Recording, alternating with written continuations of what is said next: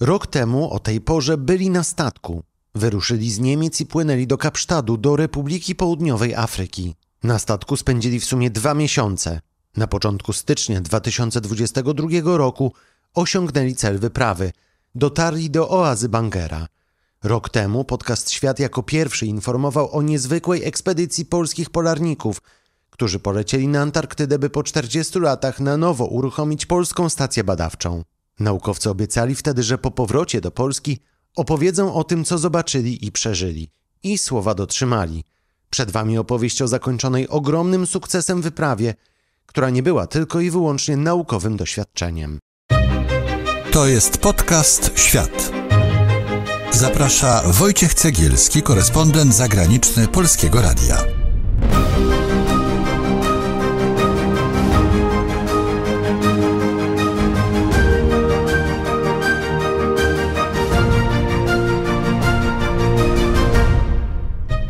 Po 42 latach nieobecności Polska wróciła na Antarktydę kontynentalną. 4 badaczy na początku roku wylądowało w oazie Bangera. Tam znajduje się nieużywana przez 4 dekady polska stacja antarktyczna imienia Antoniego Dobrowolskiego.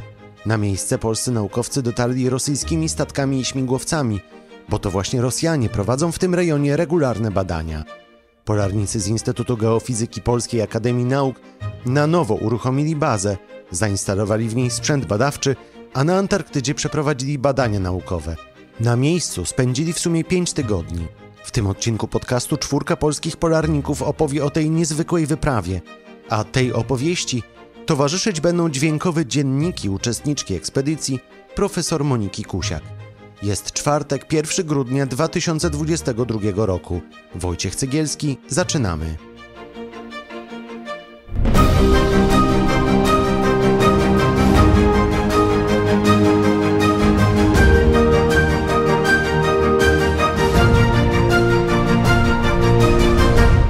Szanowni Państwo, jak było? Fantastycznie. Powiedziałbym bardziej niż fantastycznie. Nadzwyczajnie było. Minęło już trochę czasu od momentu, kiedy wylecieliście z Antarktydy i dotarliście do Polski, ale emocje jeszcze w was są? One są inne. Profesor Marek Lewandowski, kierownik wyprawy. Są stonowane, ale tkwią w człowieku. To znaczy we mnie to wszystko tkwi tak, jakbym oglądał film.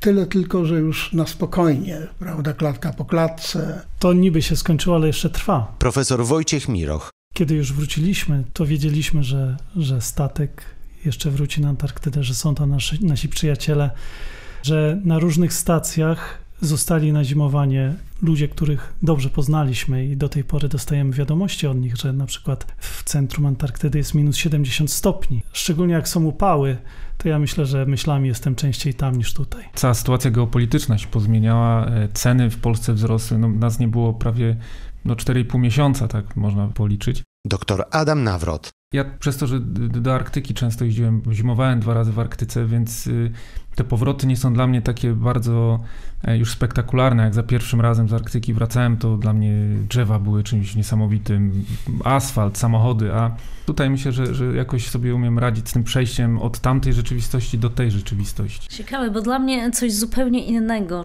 Profesor Monika Kusiak. Czas i ilość bodźców zupełnie inna, bo po przyjeździe w czas myślę, że po prostu zaczął być 3, 4, 5 razy szybszy niż normalnie. Zresztą przygotowywałam ekspedycję na Grenlandię, więc od razu właściwie na szybkie tory zostałam wrzucona. I właśnie ta ilość bodźców, bo tam najpierw na Antarktydzie cisza nieprawdopodobna i taki spokój zupełnie inny, wielkość przestrzeni niesamowita, a potem po prostu człowiek wpada i tak jakby pendolino takie, które przyspieszyło nagle straszliwie. 14:33, 8 stycznia. Wylatujemy w kierunku oazy Bangera. Jak już dotarliście na miejsce, zobaczyliście, że domki stoją, to co wam się działo w głowach? No ja nabrałem spokoju, że wszystko stoi, że nie trzeba będzie improwizować, że jest pewien scenariusz, który zakładaliśmy. Ja miałem wrażenie takie, jakbym przeczytał taki thriller czy kryminał, który się dobrze skończy. Ja mogę dodać też, że również poczułem spokój, szczególnie kiedy helikopter odleciał. Bo to był i spokój, i cisza. I świadomość, że jesteśmy na miejscu, że nic nam nie grozi. Do stacji dolecieliśmy 15:10. To był czas, kiedy Wylądował helikopter w oazie. 15:13 postawiliśmy stopy na ziemi. Już Rosjanie z pobliskiej stacji byli wokół i natychmiast rozpoczęli akcję rozładunkową helikoptera. Na pewno jak wylądowaliśmy, no to wszyscy byli ciekawi, jak tam w ogóle jak jest w środku, jak to wygląda, więc chwilę mieliśmy taką na właśnie wejście do budynków. Marek otwierał drzwi, jako kierownik ekspedycji to miał pierwszeństwo, więc wchodził, a też się baliśmy, że coś spadnie, więc natomiast no dość szybko musieliśmy wrócić na ziemię, bo w planie było, że w przeciągu 2 godzin przyleci pierwszy kontener, więc trzeba było przygotować miejsce na ten kontener, odsunąć głazy, wypoziomować w miarę miejsce. No i czekaliśmy na te kontenery. Pogoda była przepiękna.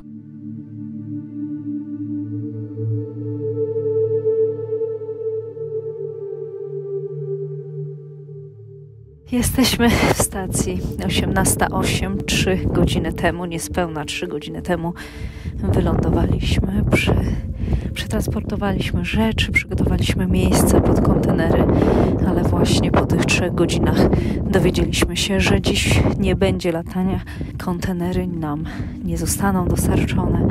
Musimy się zastanowić, co zrobić, jak przygotować się do nocy, czy spróbować kawałek podłogi odgrzebać. Gdzie myśmy właściwie pojechali, bo do tej pory o tym nie mówiliśmy. Antarktyda jest dosyć popularnym miejscem, przynajmniej w świadomości społecznej.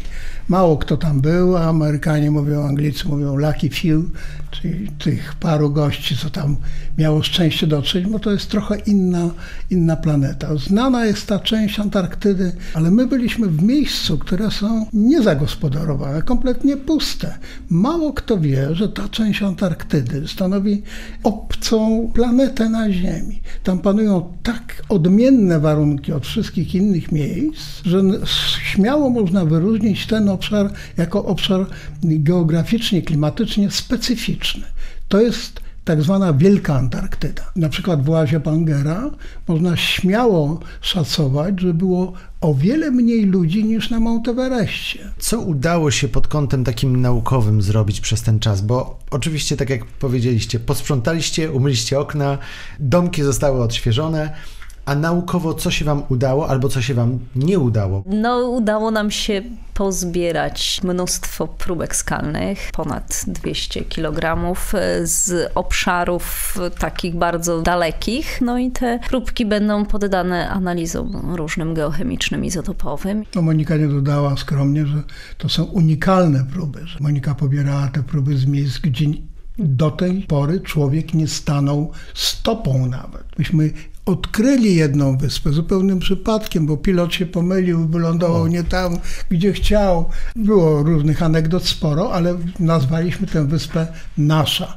Więc będziemy zabiegać o to, żeby nasza wyspa zaistniała na mapie. Jestem już w śpiworze przebrana, idę spać.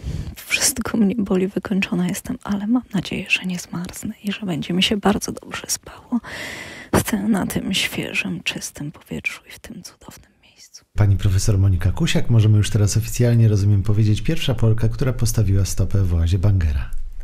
No, nie za bardzo wiem, co mam powiedzieć w tej chwili. Dobrze.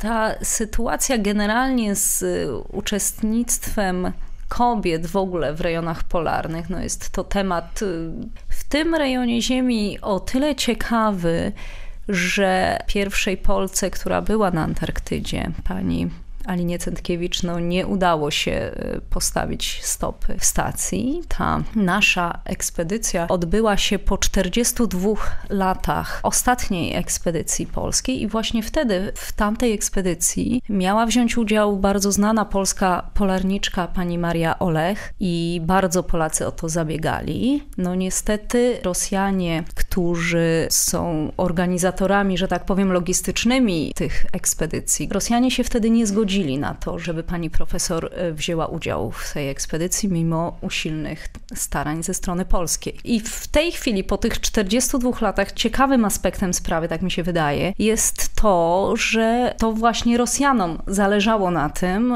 żeby ta współpraca naukowa jakoś tam ze mną była i żebym pojechała. Natomiast abstrahując od tego, że na wybór płci nie miałam, akurat w moim przypadku nie miałam wpływu, natomiast wydaje mi się, że miałam jakiś tam wpływ na tę gigantyczną pracę, którą wykonaliśmy, zarówno na tym etapie wcześniejszym, zanim do ekspedycji doszło, tak i potem już na miejscu tę pracę, którą jakoś tam wspólnie wykonywaliśmy, gdyż tak się szczęśliwie złożyło, że każdy z nas ma zupełnie inne zdolności, talenty, jest przedstawicielem zupełnie innej dziedziny nauki, więc ta różnorodność naszych umiejętności i talentów jest chyba wręcz ważniejsza od dywersyfikacji płci. Ale miała pani profesor takie momenty, kiedy uznawała, że nie dam rady czegoś zrobić, nie mam siły? Wydaje mi się, że ja nie mam problemu z tym, żeby się przyznać do tego, że czegoś nie mogę. Akurat tak się składa, że rzeczywiście ciężarów dźwigać nie mogę, nie lubię. Jestem matką 2 dzieci, więc to jakby pozostawiło ślad. Na pewno mam świetną kondycję fizyczną, jestem w stanie ogrom kilometrów przejść, więc pewne talenty mam, pewnych nie mam, jak każdy z nas. Myślę, mam nadzieję, nie rozmawialiśmy w sumie nigdy o tym, ale mam nadzieję, że panowie jakoś docenili to, że miałam ze sobą choineczkę małą. Ten akcent z daleka od domu przez tyle miesięcy był miły. Jeśli mamy generalizować, to być może te różne delikatne akcenty kobiece były, ale mówię, bez nich na pewno daliby panowie radę. Natomiast wolałabym się pomyśleć o tym, że jesteśmy po prostu inni. Profesor Marek Lewandowski, profesor Monika Kusiak, profesor Wojciech Miroch i dr Adam Nawrot opowiadają o polskiej wyprawie polarnej do oazy Bangera na Antarktydzie. Wyprawie, która okazała się ogromnym sukcesem naukowców. Jeśli chcecie poczytać o niej nieco więcej, a także posłuchać, co polarnicy mówili nam jeszcze przed wyprawą, to wszystkie niezbędne linki znajdziecie w opisie tego odcinka.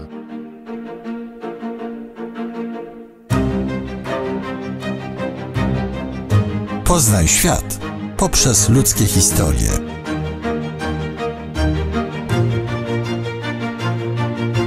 Ten moment jest szczególnie niebezpieczny. Na lodzie należy postawić ciągnik o wadze 32 ton. Ale zdarza się i tak. Samolot w czasie lądowania przebił powłokę lodową. Na szczęście ofiar w ludziach nie było. Zapytam was wszystkich o te trudne momenty. Ile ich było? Dużo? Jakie to były momenty? Takie, kiedy mieliście plany, a natura powiedziała nie dzisiaj. Takich momentów zawsze jest dużo na wyprawach polarnych. I tutaj przede wszystkim pogoda dyktuje. Nie tylko pogoda, to zazwyczaj się mówi, że to Antarktyda pozwala nam coś zrobić lub nie. Myślę, że na początku każdej wyprawy jest taka zawziętość. Ja muszę tam dotrzeć, chcę to zrobić, chcę zrobić to i to, a później życie weryfikuje, pogoda, silne wiatry i myślę, że Antarktyda przede wszystkim uczy pokory, że albo coś się uda zrobić, albo nie, bo najważniejsze jest to, żeby wrócić cało do domu. Wiemy z historii, że niektóre grupy, które szły za daleko, nie wracały. Tak jak mówi Wojtek, pogoda to jest to, co determinuje, czy przyleci helikopter, czy możemy wyjść na zewnątrz, czy coś się uda zrobić. Bo ja tutaj tak chciałam pokazać trochę inną stronę monety, właściwie zacytować zdanie, które zwykle Adam mówi. Ja tak czekałam, Adasiu, aż powiesz, bo Adam mówi całe życie z wariatami. Bardzo mi się to zawsze podoba, gdyż chyba jesteśmy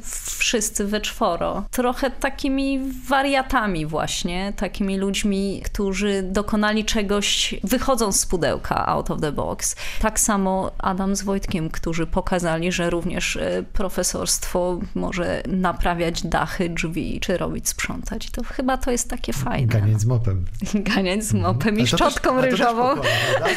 Слушайте краткую информацию о рейсе. Судно следует в порт Кейптаун. На данный момент судно находится в Атлантическом океане в точке с координатами 36 градусов 44 минуты южной широты. Jak wracaliście już, to nagle okazało się, że wracaliście m.in. z ekipą z Rosji i Ukrainy. Przychodzi 24 lutego, zaczyna się rosyjska inwazja na Ukrainę. Принято решение о проведении специальной военной операции. Ее цель – защита людей, которые на протяжении 8 лет 24 lutego byliśmy w stacji Progress, weszliśmy w teren i kiedy wróciliśmy, to ja widziałem Putina na ekranie telewizora i widziałem również załogę stacji Progress rosyjską, która słuchała tego, co Putin ma do powiedzenia. I powiedziano nam, że zaostrzyła się sytuacja między Rosją i Ukrainą. Dla was tu na miejscu byście mieli informacje bieżące. Myśmy mieli informacje, o których myśleliśmy, że wiemy, ale one okazały się tak przekłamane i tak zniekształcone. Do momentu, kiedy nie odzyskaliśmy niezależnej łączności internetowej z naszą firmą, a to było dzień przed przybiciem statku do Cape Town, myśmy nie mieli pojęcia, co się dzieje. A Rosjanie, oni słuchali informacji, którą puszczał im statek z poprzedniego dnia. Myśmy słyszeli różne rzeczy, ale do końca nie wiedzieliśmy, przynajmniej ja nie wiedziałam, jaka jest prawda. I jak te wiadomości przyszły, to dopiero wtedy wśród nas narosło gwałtownie, skokowo zdenerwowanie, bo nie wiedzieliśmy, co robić, jak się zachowywać. Natomiast Rosjanie, ja mam wrażenie, że po 24 oni nie zmienili do nas stosunku. Nawet chyba bardziej dbali, chyba teraz tak to widzę, o to, żeby nam się nic nie stało. Wszyscy się zaczęli martwić, ponieważ te oba narody, to one mają krewnych tu i tam. I to były takie szczątkowe wiadomości, co się dzieje u moich kuzynów, czy wszyscy są bezpieczni. To były takie ludzkie rozmowy przede wszystkim. Wiadomo, było pewne takie zawieszenie. Byliśmy na statku. Byliśmy w wodach międzynarodowych, płynęliśmy z powrotem do domu, nie wiedzieliśmy, co nas czeka, ale ja się nie czułem niepewnie, bo wiedziałem, że ja jestem na morzu. Wiedziałem, że akurat tym ludziom, z którymi ja jestem, ja mogę zaufać. Kierownik ekspedycji przychodził do nas i rozmawiał z nami o różnych rzeczach, zapewniając, że wszystko jest w porządku. I jak dotarliśmy do Kapsztadu, to wszystko było zorganizowane tak, jak miało być.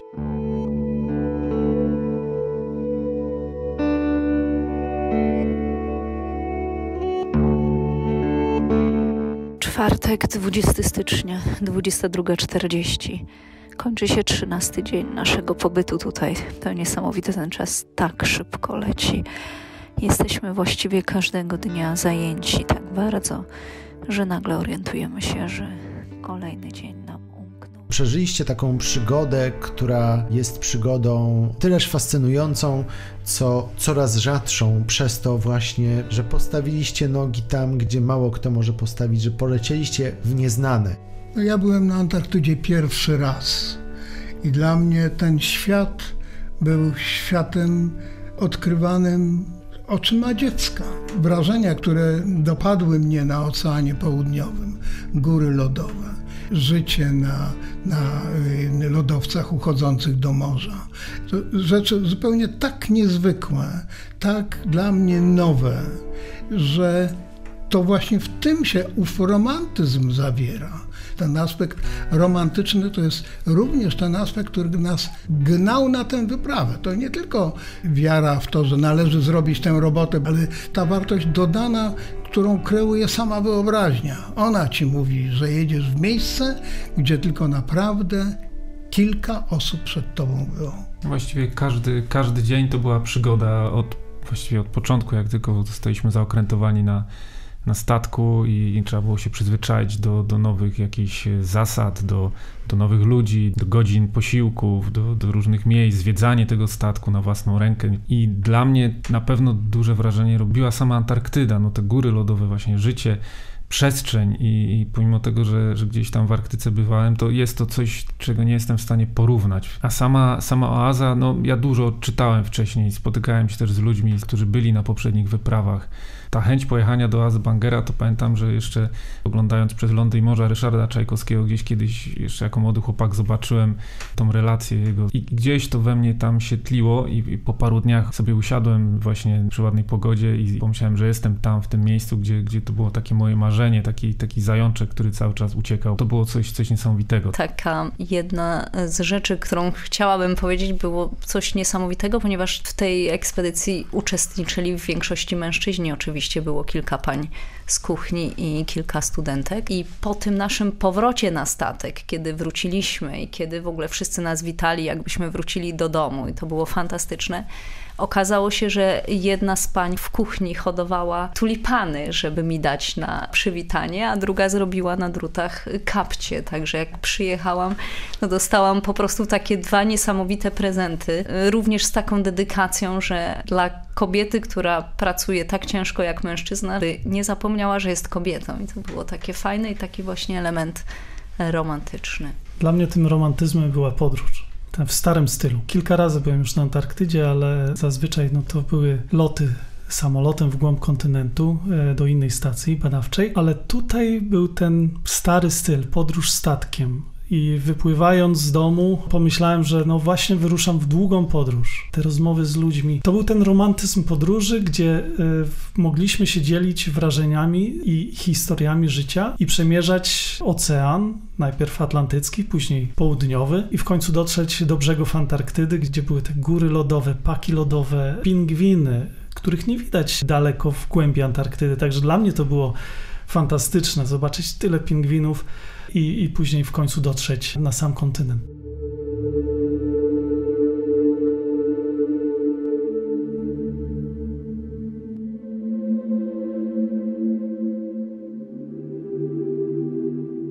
Każda ekspedycja, szczególnie właśnie każda ta polarna ekspedycja jest inna, jest zupełnie inna i wywołuje troszeczkę inne uczucia. Ciężko jest tak chyba od razu włączyć w sobie taki słowotok i zacząć opowiadać o tych różnych emocjach, ale to wraca za każdym razem, jak się ogląda zdjęcia, jak się spotkamy, jak ktoś wywoła pewne tematy, to anegdoty zaczynają nagle się pojawiać, które gdzieś myślałem, że w ogóle ich nie było wcześniej, bo nie zostały zapamiętane, tak mi się wydawało. I po powrocie tak samo, jak wróciłem, padały pytania, jak było, opowiedz coś. No fajnie, super. I tak dopiero później te emocje zaczynały wchodzić. Ciężko jest przekazać ludziom, zwłaszcza osobom, które nie były w tych miejscach albo się tym nie interesują, to z czym my mieliśmy możliwość obcować. Jeśli chodzi o emocje, pamiętam powrót z oazy i powrót był też taki nieprzewidywalny troszeczkę, to znaczy przewidywaliśmy, że powrócimy dzień później. A nagle się okazało, że musimy wracać dzień wcześniej. Pogoda pokrzyżowała trochę plany, dzień później była bardzo zła pogoda, więc dobrze, że wróciliśmy dzień wcześniej. Ale co się z tym wiązało, to, że musieliśmy wszystko zrobić 2 razy szybciej. I byliśmy kompletnie wykończeni i tuż przed odlotem ostatniego helikoptera zamykaliśmy jeszcze drzwi, okna, przygotowaliśmy stację na następne wyprawy. Powiedziano nam, że helikopter będzie za godzinę. No to policzyliśmy sobie, że mamy 40 minut. Po pół godziny powiedziano, że helikopter będzie za 2 minuty czy za 3 minuty, więc myśmy po prostu w popłochu biegli do tego helikoptera, do miejsca, gdzie on wyląduje. I siedzieliśmy w tym helikopterze i był piękny zachód słońca. Lecieliśmy nad lodowcem szelfowym, czerwieniał już i to było takie trochę emocjonalne dla mnie, ale czułem się, jakbym wracał, można powiedzieć, z dobrze wykonanej misji. Wykończony, ale szczęśliwy. Powoli zbliżał się statek, był coraz bliżej, a stacja zostawała coraz dalej. Wiedzieliśmy, że prawdopodobnie już nie zobaczymy jej. I było to uczucie, że energię, którą przywieźliśmy, mieliśmy ze sobą dużo energii, zostawiliśmy w stacji, wracaliśmy wypompowani całkowicie i przez kilka następnych dni wracaliśmy do siebie. Po prostu jedliśmy, odpoczywaliśmy, już będąc na statku, ale z takim poczuciem, że tę energię przekazaliśmy stacji. Profesor Marek Lewandowski, profesor Monika Kusiak, profesor Wojciech Miroch i dr Adam Nawrot, 4 śmiałków z Instytutu Geofizyki Polskiej Akademii Nauk. Opowiadali o niezwykłej wyprawie do oazy Bangera na Antarktydzie, pierwszej od 42 lat. A za tydzień w kolejnym odcinku cofniemy się w czasie właśnie do tej poprzedniej wyprawy z 1979 roku. Opowiemy ją oczami kogoś, kto był wtedy dzieckiem. Zapraszam, bo naprawdę warto. Przypominam, że premierowe odcinki podcastu znajdziecie w każdy czwartek na kanale Podcast Świat na YouTube oraz na stronie internetowej Polskiego Radia i na platformach podcastowych, w tym Spotify, SoundCloud i Apple Podcasts. Z kolei na Instagramie Podcast Świat codziennie w południe znajdziecie najciekawszy światowy news dnia, aby być zawsze na bieżąco z tym, co dzieje się na świecie. A w niedzielne wieczory na naszym kanale na YouTube lądują nieoczywiste filmowe historie ze świata. W najbliższą niedzielę pozostaniemy w chłodnym, polarnym klimacie. Ja nazywam się Wojciech Cygielski, dziękuję za uwagę i wracam za tydzień.